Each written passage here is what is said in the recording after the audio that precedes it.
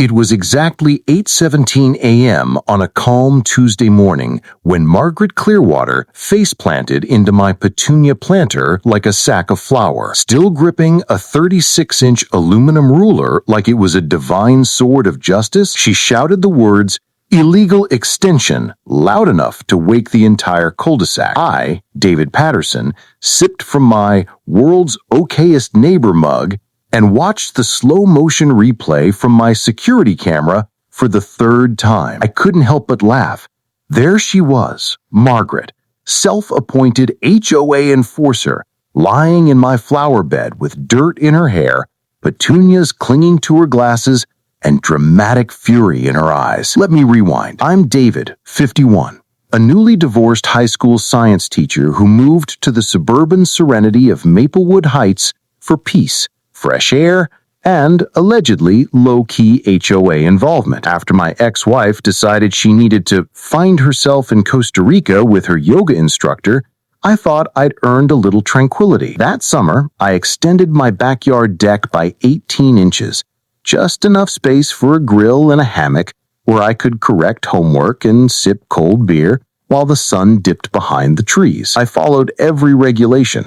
I measured twice, checked city codes thrice, got permits, and had the structure inspected. Everything was by the book. But Margaret Clearwater had her own book. Margaret, the HOA secretary and a retired high school drama director, treated rule enforcement like it was a divine calling. She kept her measuring tools on a custom pegboard, color-coded her spice rack alphabetically, and patrolled our neighborhood with the zeal of a meter maid crossed with Sherlock Holmes. From her kitchen window, she spotted my modest deck extension. To her, it was a crime against community aesthetics. The next morning, she hand-delivered a violation letter, all the theatrical flourish of Hamlet's final soliloquy. The document, titled Unauthorized Deck Expansion, Aesthetic Nuisance and Spatial Disharmony, came with a hand-drawn diagram in purple ink, arrows pointing at the supposed offending joists. I met her at the door, coffee in hand, and calmly explained, "Margaret, the extension is well within the legal limits. I have the permits and inspection reports if you'd like to see them." She squinted, her voice echoing with decades of drama department projection. "We'll see about that, Mr. Patterson.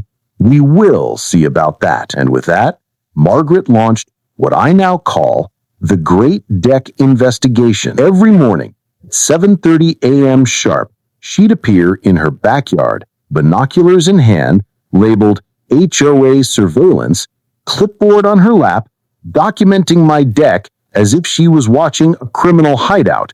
She mumbled things like clearly non-compliant. "Joists are misaligned. This extension offends the very spirit of community harmony." Then the notes started showing up at my doorstep. "Deck too large. Shameful. Neighborhood symmetry compromised. Remove offending structure." All in purple ink. Subtle Margaret. She called every morning, too, identifying herself as Margaret Clearwater from the compliance department, as if she worked for a federal agency and not from her kitchen table. When I ignored her demands for architectural drawings and a sworn affidavit on my construction methods, she escalated further. She formed a one-woman deck regulation committee, complete with a custom logo and stamped letters, and even hosted deck awareness meetings in her living room. These meetings featured a PowerPoint titled The Patterson Problem, a Community in Crisis, where she presented photos of my deck with phrases like structural excess and violation timeline. Only 3 neighbors showed up, but that didn't deter her. Then came the incident. One Tuesday afternoon, I got home from school and noticed footprints through my flower beds. My gate was ajar.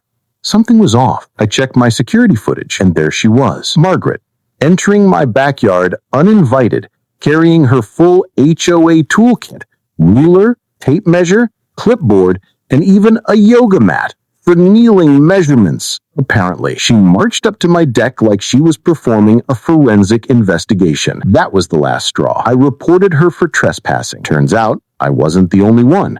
Margaret had entered 2 other backyards in the previous month to investigate so-called perimeter violations. Her sprained ankle from tripping into my flower bed became the neighborhood's favorite punchline when the insurance company denied her claim after watching the footage. The HOA board was embarrassed. I received a formal apology and a fruit basket. My deck's violation notice was quietly retracted, and Margaret was suspended from all enforcement duties pending review. That's when the neighborhood finally rose up. People began confessing to minor HOA rule breaks they'd kept secret for years. A rose trellis an inch too tall, a mailbox painted off pallet, a garden gnome colony in a non-approved zone.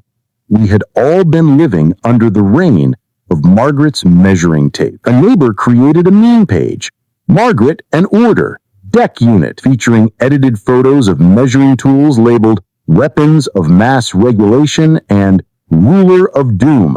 It went viral within the community. At the next HOA meeting, I gave a presentation titled Measured Response, Ethics, Privacy, and Personal Property. Included photos of my trampled flower bed, copies of the police report, and a 5-second loop of Margaret falling into my petunias, set to dramatic violin music. The room erupted in laughter. Margaret stood up, red-faced, and declared, "This is character assassination." But no one was buying it. Board voted unanimously to ban all unsolicited measuring on private property. Margaret was officially demoted from HOA secretary to newsletter proofreader, a role that involved no rulers, no field duties, and required a written apology to every homeowner she'd harassed. She also had to pay for the damage to my garden and attend a community conflict resolution seminar. Karma didn't stop there. 3 households, myself included,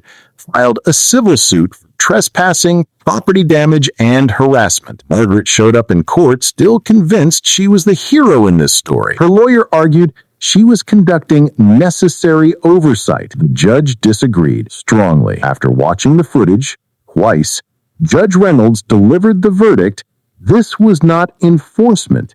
This was invasion. Margaret was ordered to pay $15,000 in damages. Her stunned reaction echoed across the courtroom. $15,000 for measuring? The judge simply replied, "For trespassing." The measuring was just the method. My deck is still standing. The petunias are blooming again. Margaret now spends her days proofreading commas in the HOA newsletter. Peace has returned to Maplewood Heights 1 inch at a time.